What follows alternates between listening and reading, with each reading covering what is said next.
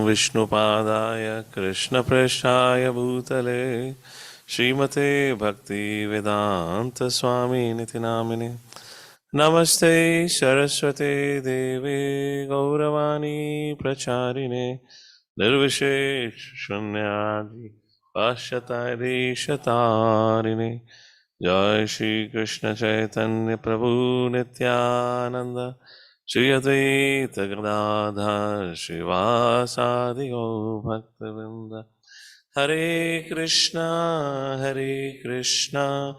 Krishna Krishna Hare Hare Hare Ram Ram Ram Hare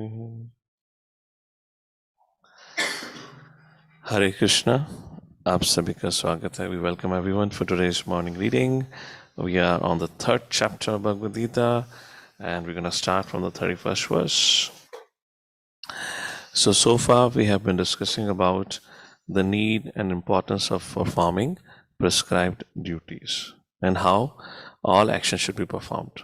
That was concluded at the 30th verse. Mai sarvani karmani sanyasidhyatma chetasaha Nirashir nirmamo bhutva yutyasva vigatajara.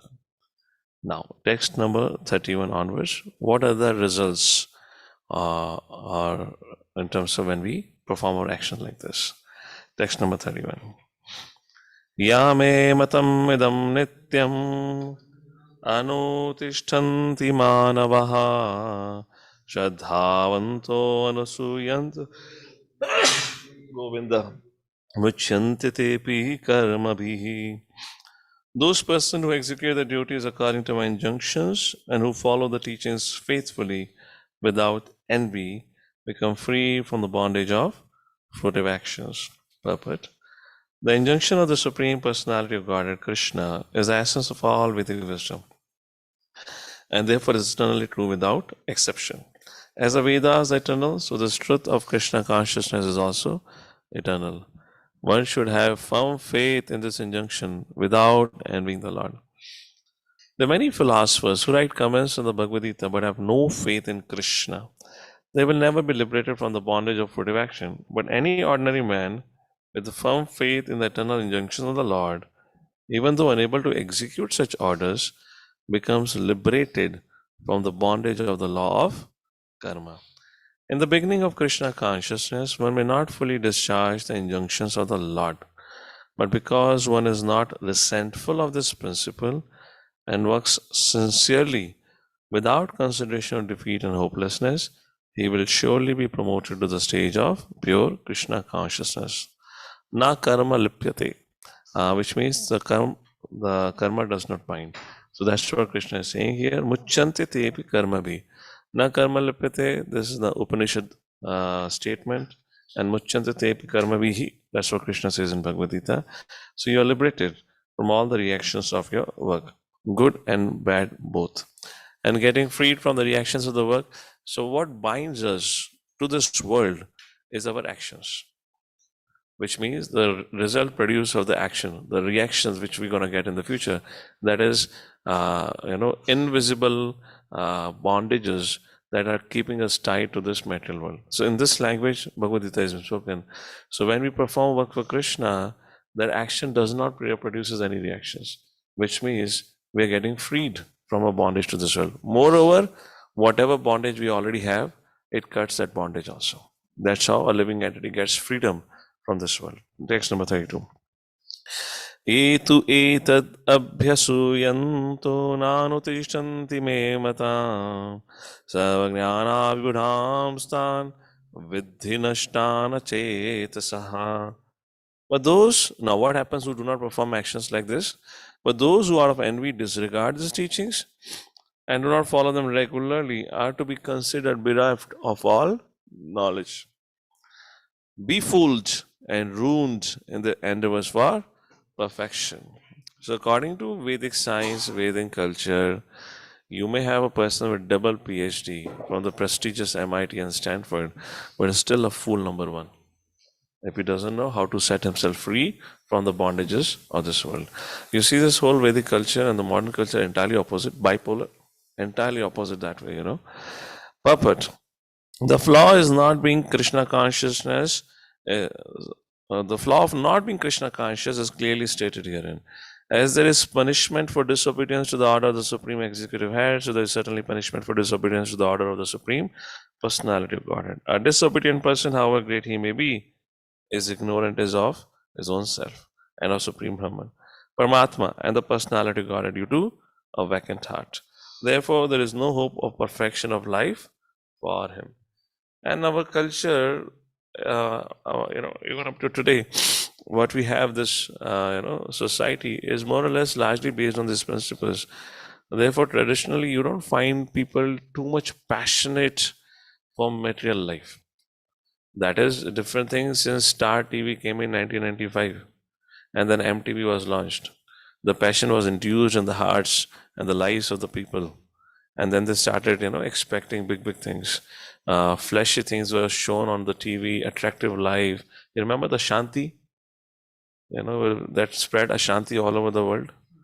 And that Ashanti program showed some big mansions where the family would live. Then came Kabhi Saas Bhi Kabhi Bahu Thi. Saas Bahu would dress as if they're going to party every day. While doing a kitchen work, they would dress as if they're going to 5-star hotel party. You see, they changed the whole paradigm. From simplicity, we went to complexity, and that whole culture began to break that time. But I'm saying we were not so much. If you see your parents, if they got a job, they were happy. They were not so much fluctuating from one job to another. Why I'm changing? Because I want high rise. They were happy. How many of you agree with that? Parents were situated. Most of the life they were situated. You still find many fellows. How much have you tell them? You change your job, you'll get promotion. No, Prabhuji is okay. I'm happy, comfortable. They still continue with that. Earlier, though, there was no. That's the point. We are not so much eager for material progress. What we wanted is happy living. Happy living can only happen when there is Krishna consciousness. Of course, the traces of Krishna consciousness disappeared long ago. But you see that still the culture, everyone wanted to have a peaceful life. Peaceful life. Peaceful life can only happen in God consciousness, not like extremely competitive and complicated life today as people want. Text number 33. Sadasham cheshtate swashya prakriti jnanavanapi prakritim yanti bhutani nigraha kim karishyati. Even a man of knowledge acts according to his own nature, Arjuna. For everyone follows the nature he has acquired from the three modes. What can repression accomplish? Yeah, very important. Once we get to know Varnashrama, Brahmana, Kshatriya, Vaishya, Shudra, etc., we should not artificially try to claim ourselves to be of particular Varna. Rather than, we should try to understand who we are by following the spiritual principles, by following the authority, and giving ourselves a time. When we artificially claim ourselves, we belong to particular Varna, then we create complexity. So then what happens? Publicly, we follow Varna. And in our private life, we do our Leela. Are you getting it now? In public life, we'll pretend I'm a Brahmana. See how much I like to read, study. But in private life, then we may do something else. So we should be careful of this kind of duplicitous act. So, even if man of knowledge acts according to his, we cannot. It's just our conditionings, our samskars don't go away like that. They are hard not, and they would force you to act in a certain way as you have been cultured life after life. So better we understand what we are, accordingly act. That will actually make us happy in practice of Krishna consciousness. Puppet. Now, have you ever experienced when you're sitting down to chant, what thought comes to your mind is largely related to your varna, which means occupation, that disturbs you. Yes or no? Is largely related to your occupation that disturbs your mind. Why? Because we are artificially trying to do some other varna. And imagine if you're doing your own varna, you're peaceful and happy, na? You're not stressed, anxiety, nothing. You know that anyways, I love doing my work also. And your spiritual life is also very wonderful. That's the point here, to balance varna with our spiritual practice. Puppets. Unless one is situated on the transcendental platform of Krishna consciousness, he cannot get free from influence of modes of material nature, as it is confirmed in 7:14. Therefore, even for the most highly educated person on the mundane plane, it is impossible to get out of the entanglement of Maya simply by theoretical knowledge or by separating the soul from the body. There are many so-called spiritualists who outwardly pose as advanced in the science, but inwardly or privately are completely under particular modes of nature, which they are unable to surpass. Academically, one may be very learned, but because of his long association with material nature, he is in bondage. Krishna consciousness helps one to get out of the material entanglement, even though one may be engaged in his prescribed duties in terms of material existence. Therefore, without being fully Krishna conscious, one should not give up his occupational duties. No one should suddenly give up his prescribed duties and become a so-called yogi or transcendentalist artificially. Very important. It is better to be situated in one's position and to try to attain Krishna consciousness, please mark, under superior training. Thus, one may be freed from the clutches of Krishna's Maya. One of the traps that we have is we get allured by seeing certain services, certain activities, and we artificially begin to think. Just like you go and watch a movie, you see a film star wearing very nice, fancy clothes. The boy comes out and says, "I also want to buy same clothes." Now, if let's say, for example, Salman Khan, he has a well-built body, and we have a lean fellow. And now Salman Khan wears a skin-tight T-shirt, showing his muscles. And a lean fellow thinks, I would also wear and dress like Salman Khan, wear a skin-tight T-shirt. He'll make a fool out of himself. Yes or no? So you have to be careful. This is cheating. I mean, I'm not saying we are cheating, but we become allured like this. And Prabhupada says it is better to be situated in one's position and try to attain Krishna consciousness under superior training. So similarly, in Krishna consciousness, we may think, oh, look at this fellow. He sits on the Vyasa and gives class, and person comes, they clap, and they say, Prabhu, Prabhu, Prabhu, wonderful, wonderful. I should also give class. I also want to become famous like this. Well, fine. If that's your nature, that's your capacity, you'll get it. If that is your nature or capacity, you might create a more embarrassing situation for yourself while giving a class. Preparing for class can really break your head.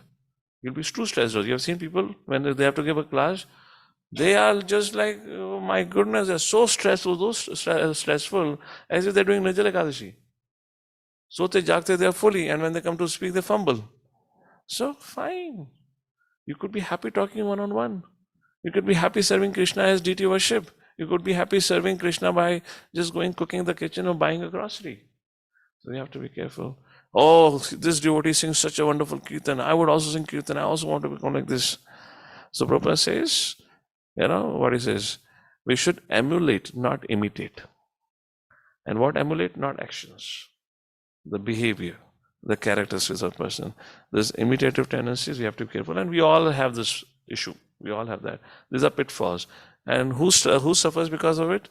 I individually. Imagine somebody says, I would like to lead Kirtan today. I would like to lead Mangalati. Unfortunately, that fellow does not even remember Mangalati. It happens sometimes. I have seen it. First stanza goes second, second goes first, third goes fourth, eighth comes fourth, all crisscross going on. Everyone is confused what's going on. He's out of tune. Imagine how much embarrassed you would be afterwards. And imagine if that devotee would have been singing behind, follow. He would have been peaceful. Deities would have been happy. They're singing about me only, thank God. Krishna would have thought. So that's the point here. Just calm down. Everything will come. Don't worry. It is better to be situated in one's position and to try to attain Krishna consciousness under superior training. Thus, one may be freed from the clutches of Krishna's Maya. Therefore, Sri Chaitanya Mahaprabhu said, hey, Grasta, be Grasta. Don't worry. Don't leave. Chant Hare Krishna. In whatever situation, be there, but take to Krishna consciousness. Text number 34 now. Indriyasyarthe ragadveshu vayastito tayo navashamagachat tauhiyasya paripantino. I know you may or may not appreciate what I'm saying right now at this point of time, because we come from a very competitive society. We are encouraged to compete, but after some time when you grow in Krishna consciousness, all this doesn't make sense. And you look back in the past, you'll say, why did I do like this? I could have just lived my life peacefully, and I honestly created an embarrassing situation. And these are certain truths of life. Text number 34. There are principles to regulate attachment and aversion pertaining to the senses and their objects. One should not come under the control of such attachment and aversion because they are stumbling blocks on the path of self-realization. Very interesting, huh? There are principles to regulate attachment and aversion pertaining to the senses and sense objects. One should not come under the control of such attachment and aversion because they are stumbling blocks on the path of self-realization. What it means, do not get too much caught up by rules and regulations that you forget the spirit behind it. Which means, don't be ritualistic. If somebody asks where Krishna says, don't be ritualistic, this is the verse. We become too ritualistic like Smartha Brahmanas. We forgot the spirit of why we are worshipping, just like Krishna and the Gopas went to meet the Brahmanas and Brahmana Patnis. The Brahmanas are too much caught in ritual activities. That's the point. Because they are stumbling blocks in the path of self-realization. Srila Rupa Goswami speaks the same point in his Nectar of Instruction, third verse. Let's take a look at the purport. Those who are in Krishna conscious are naturally reluctant to engage in material sense gratification. But those who are not in such consciousness should follow the rules and regulation of revealed scriptures. Unrestricted sense enjoyment is a cause of material engagement. But who follows the rules and regulations of the revealed scriptures does not become entangled by the sense objects. For example, sex enjoyment is a necessity for the conditioned soul, and sex enjoyment is allowed under the license of marriage ties. According to scriptural injunctions, one is forbidden to engage in sex relationships with any woman other than one's wife, all other women to be considered as one's mother. But in spite of such injunctions, a man is still inclined to have sex relationships with other women. These propensities are to be curbed, otherwise there will be stumbling blocks on the path of self-realization. As long as the mental body is there, necessities of the mental body are allowed, but under rules and regulation. Yet we should not rely upon the control of such allowances. One has to follow those rules and regulations. These are the points, unattached to them, because practice of sense gratification or regulations may also lead one to go astray, as much as there is always a chance of an accident even on the royal roads. Although they may be very carefully maintained, no one can guarantee that there will be no danger even on the safest road. Please highlight this 3-4 lines. The sense enjoyment spirit has been current a very long time owing to material association. Therefore, in spite of regulated sense enjoyment, there is every chance of falling down. Therefore, any attachment for regulated sense enjoyment must also be avoided by all means. And how it avoided? Param drashtva nivartate. But attachment to Krishna consciousness or acting always in the loving service of Krishna detaches one from all kinds of sensory activities. That is the spirit behind all our regulations, which means to become attached to Krishna. Therefore, no one should try to be detached from Krishna consciousness at any stage of life, which means just don't do things ritualistically and forget the spirit about it. The whole purpose of detachment from all kinds of sense attachment is ultimately to become situated on the platform of Krishna consciousness. Very important as a preaching application, if you want to think at it, just to tell people, give up onion and garlic. Just to tell people, sleep early in the night, wake up early in the morning. Just to tell them what not to do is not sufficient. And to even tell them what to do is also not sufficient. It will not help. Just if you tell them, okay, you wake up in the morning and chant 16 hours. Okay, tomorrow onwards, you cook vegetarian diet, no meat, and even vegetarian diet, no onion and garlic. Do you think it will help? Very limitedly. How it will help? Param drishta nivartate. When you cook and give them prasadam to eat, when they will taste prasadam, oh, vegetarian diet, that too without onion and garlic is so wonderful. You organize program where you host them, give them experience for chanting, kirtan, association of devotees. Create a culture, an ecosystem where they can experience everything what you're teaching. Therefore, Vedic culture is said to be cultural engineering. And if you see, Srila Prabhupada created that way. Whatever he taught, he gave an experience of it. Therefore, Srila Prabhupada said to that man, which I often quote, Prabhupada said there are two kinds of Bhagavad, a person Bhagavad, a book Bhagavad. Book Bhagavad teaches you what a spiritual Krishna conscious life look like. A person Bhagavad gives you an experience. Unless we have an experience, we cannot give up the lower tastes. And we cannot understand the spirit behind it. Text number 35. All right. Okay. So this is another very important shloka. So Arjuna had been attached to non-violence, which is not the dharma of Kshatriya. So now Lord Shri Krishna speaks this verse, which is a conclusion on the current discussion. Being a Kshatriya, he is being attached to non-violence, which you can call as dharma of Brahmana. And here comes a very important verse. Shreyas dharma vigunaha paradharma anushtishthat swadharme nidhanam shreha paradharmo bhavadya. It is far better to discharge one's prescribed duties, even though faultily. So, whole kingship or rulership was about establishing and strictly following the Varnashrama. The king's responsibility is to ensure everyone is prescribed to his Varna and sticks to it. Destruction in the course of performing one's own duty is better than engaging in another's duties, for to follow another's path is dangerous. And this has a lot of social, personal, spiritual effects. It will be a discussion to talk about it. I'll leave it for all of you to think on it. If you have understanding of Vedic society, then you'll be able to see how vital this particular verse is. That is better. See what Krishna is saying. You do mistakes, I have no problem. But if you do a perfect job, but that is not your job, I have a problem. Now, it doesn't make sense from today's context. Think about it. I'll not speak much on it. I want you to think about it. What is this? Today, if you work in a company, person does not give a damn about you. What he says, you give me the result. Yes or no? Are we today result conscious? I want the final product.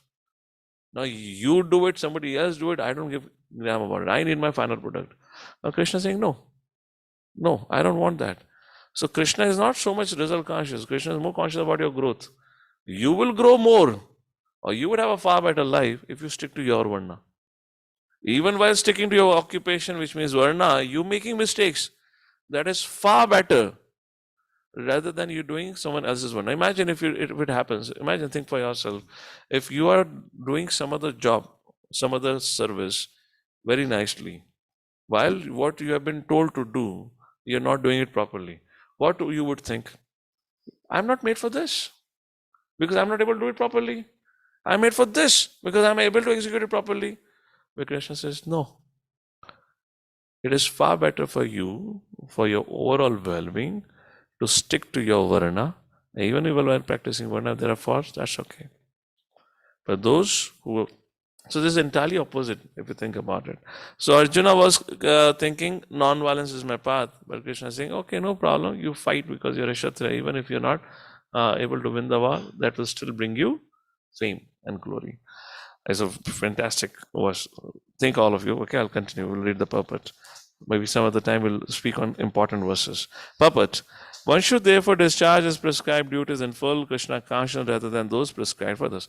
Now here I just want to give a little disclaimer about Prabhupada's purpose. Prabhupada's purpose are actually only one way, which means Krishna consciousness. And Krishna consciousness is the ultimate thing. That is what we are supposed to do. So here it may not be exactly being spoken in that light. It's more spoken in the Varna. But Prabhupada is trying to bring us in today's time. There is no way we can understand what's a Varna because that's not the training. So considering the emergency situation, Prabhupada said, okay, forget about what Varna are you or not in, and etc. because you have not been trained. The Gurukul system is not there. The Gurus are not qualified to help and identify what's your Varna. So there is only Varna, one occupation, Sarva Krishna. So you'll see Prabhupada's purport in that line. The very first line. One should therefore discharge his prescribed duties in full Krishna consciousness rather than those prescribed for others. So Krishna consciousness is not there in the verse anywhere. So what Prabhupada says, full Krishna consciousness, that is the only thing that we can do today. Don't distract yourself from here and there. Alright. Materially prescribed duties are duties enjoined according to one's. Now Prabhupada begins to explain. Psychophysical condition under the spell of the modes of mental nature. Spiritual duties are as orders by a spiritual master for service of Krishna. But whether material or spiritual, one should stick to his prescribed duties even up to death rather than imitate another's prescribed duties. So here understanding of what in our case application of this is what have been assigned or what have been asked you to do, just do that. Just stick to that. So whatever spiritual authority says in that regard, it is better for us to stick to that. Duties on the spiritual platform, duties on the mental platform may be different, but the principle of following the authorized direction is always good for the performer. That's the point you get to see it. So how to perform our duty? Follow the authority which has been. In terms of professional life, of course, it depends on your training, it depends on relationship with your spiritual authority. Accordingly, you will get instructions or you'll get guidance of what kind of professional life and what kind of devotional service you should perform, etc., etc. When one is under the spell of the modes of material nature, one should follow the prescribed rules for his particular situation and should not imitate others. For example, a Brahmana who is in the mode of goodness is non-violent, whereas a Kshatriya who is in the mode of passion is allowed to be violent. As such, for a Kshatriya, it is better to be vanquished following the rules of violence than to imitate a Brahmana who follows the principles of non-violence. Everyone has to cleanse his, this is the key point, please highlight this.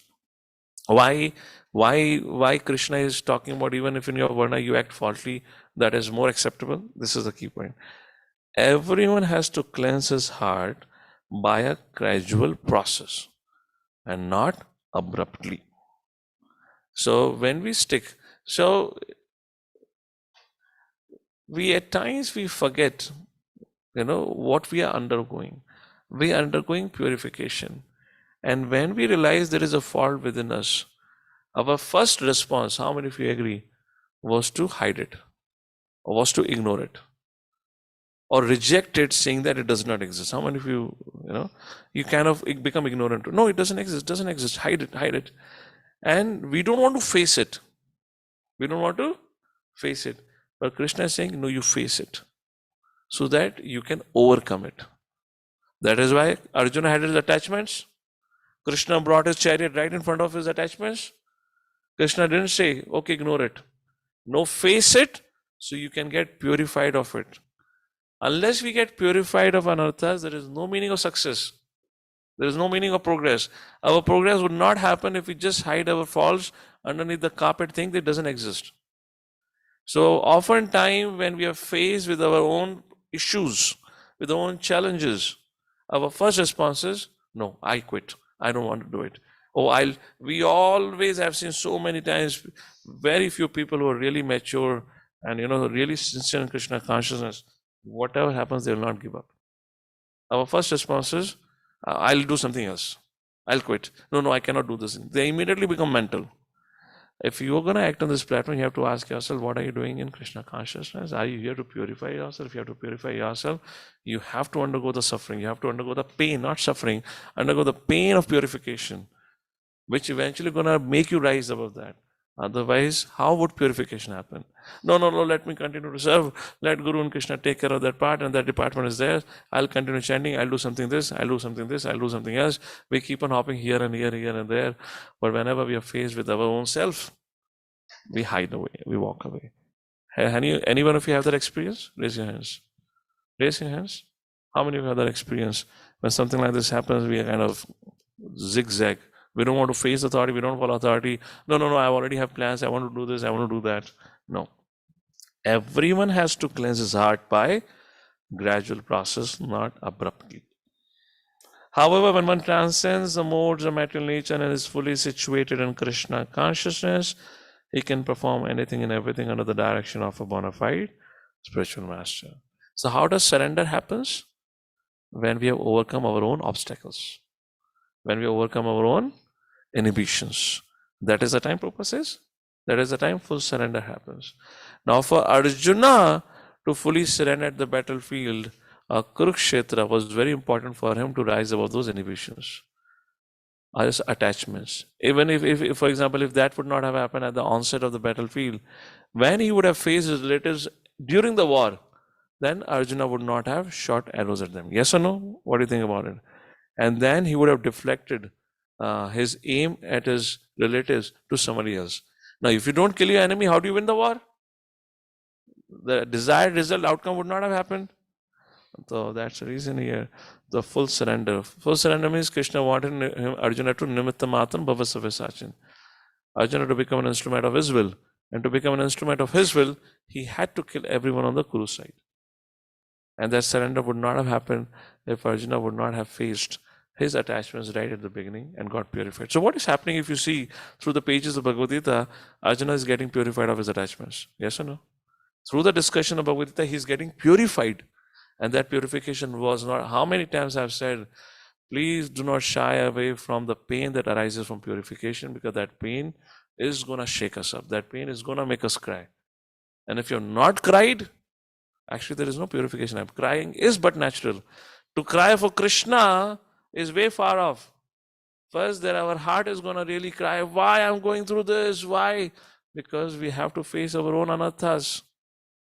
And those moments have not come. And if you're trying to hide away from those moments, you're not willing to face the situation. Arjuna cried. Think about Arjuna is reflecting a life of a sadhaka here. He cried facing his anarthas. He had tears, second chapter, verse number 1. Sanjay said, his eyes are full of tears. And what we do, if we would have Arjuna's situation, we would have deflected ourselves. Something here there. I'll tell you, if most of us at Arjuna's situation, we would not even have bothered asking Krishna. We would have told, all right, sir, I'm going. You find somebody else to fight for you. How many of you agree?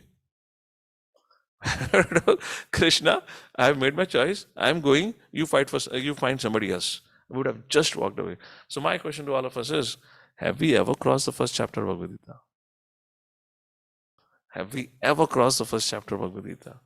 We have taken bits and pieces of teachings here and there, and we're trying to live our life, trying to hide away and somehow escape ourselves from our anarthas, not want to face our attachments. It doesn't work out. Doesn't work out. It will, but not the way it should. That's the reason, because Arjuna went through that trial and tribulations. Within a short while, he was cleared of that anartha. In the complete stage of Krishna consciousness, a Kshatriya may act as a Brahmana, or a Brahmana may act as a Kshatriya. In the transcendental state, the distinctions of the material world do not apply. So Arjuna then Bhagavad Gita was on transcendental situation.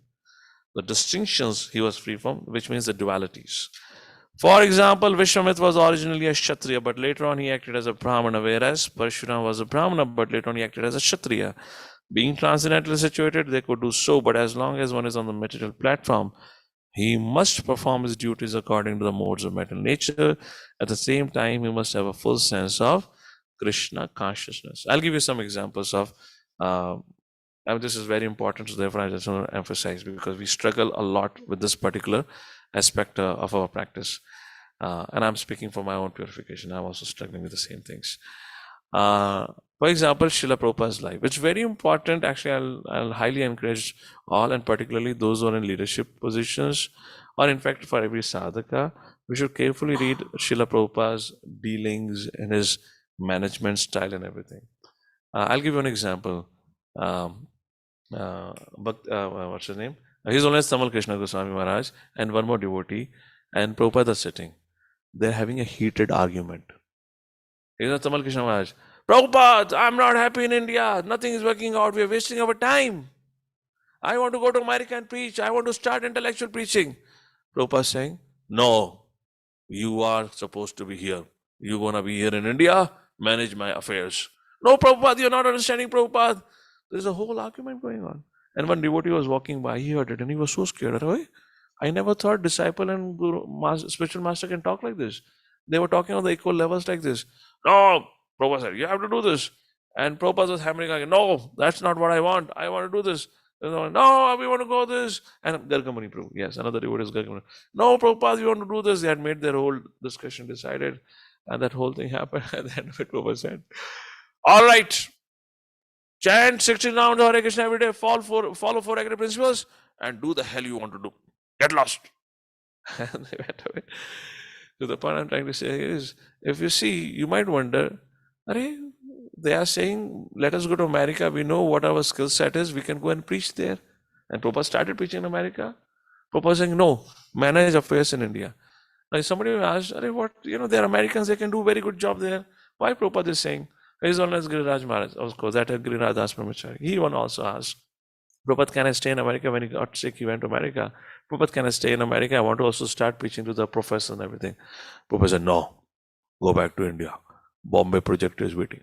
You're the temple president. Go back. And he came back. Now, during all through this, many examples you see, disciple wanted to do something else. Means wanted to serve, but wanted to serve in some other way. But Srila Prabhupada was, no, this is what I want to do. No, this is what I want to do. And it is not easy. It's not easy. Not easy. And why? Which means, was Prabhupada wrong in telling you what to do? So it's all subject of likes and dislikes. They're like, no, we are not comfortable in this situation. So all of us will go through with this, where we'll put our mind in between us and Krishna's representative, and we'll take and accept everything which goes through our mind. And if mind accepts, we accept. If mind doesn't accept, we doesn't accept. I'm not saying this situation was not difficult. That was very difficult in Austria, no doubt about it. But that point I'm trying to make it, even in the association of a pure devotee, when you're directly serving the pure devotee, the surrender does not come naturally. You're getting it? It is a gradual process. Do not think, oh, Prabhu, because I'm in your association, you are like this Dabba authority. Therefore, I'm not following. But if I was under Prabhupada, I would have followed as it is. How many of you think if my authority or if I would be in direct association of my spiritual master, whatever he would say, I will just do it? How many of you think like this? Raise your hand. Those of you sitting here. If I am directly under, let's say, for those of you here aspiring for Radhanath Maharaj, for example, if just Prabhu, you get me direct association with Guru Maharaj, whatever Guru Maharaj will say, I will do 100%. How many of you think? Please raise your hand. Raise your hand. Raise your hand. How many think? We'll do it. That is your beginning stages in Krishna consciousness. It doesn't happen. I know it doesn't happen like this. Those who are serving in the close circle, they know that they feel like, oh, can we get some fresh air? Can we go out to some different project, serve there, and then come back? So that's the point of the thing. Surrender is, is a gradual. It doesn't happen abruptly, and for that we have to go through a process of purification. So with this whole discussion on karma or karma yoga, not karma yoga ends here, with again great emphasis by Lord Shri Krishna about the importance of following one's own prescribed duties, even if it is done faultily. That is best for us. And how prescribed duties are informed to us by our spiritual authorities. In other words, to follow spiritual authorities, and when to follow authority, will be facing challenges because of likes and dislikes. And surrender means to rise above this duality of like and dislike. And to rise above this duality of like and dislike, which is the duality of material world, it involves certain amount of purification. Good amount of purification, and that is not easy. So for us to be progressive, we need to understand this point. Better we stick to the path that is given to us, regardless of how much attractive someone else's service looks like, someone else's path looks like. Every one of us have our own individual journey, fortunately, hopefully being guided by our spiritual authorities. Let's focus on that relationship, and let's have faith in that direction and move forward. Let's not look too much here and there what others are doing. What others are doing. Maybe if I get to do it, I'll be successful, or I should change my service. That is not. Of course, we have all the right to discuss today in terms of action. Today, all actions are decided based on mutual discussion between student and teacher. Not the teacher dictates. That's not the culture anymore. The teacher at max may advise, you may do it. And because the student also don't have that level of surrender, even just to agree to simple things, teacher has to only advise. And student then, if for his own good interest he understands, he may follow. If he's not able to follow, then fine, continue being progressive. But ultimately, this is the stage we have to come to. And when we are able to come to the stage, then is actually the full surrender, which means we have crossed the material modes of material nature, where we're not caught up by like and dislike, and that we can come through following our prescribed duties. That's the whole point here. And Prabhupada's perspective is how to do it: simply trying to become Krishna conscious. And how to be Krishna conscious? Follow the spiritual authority.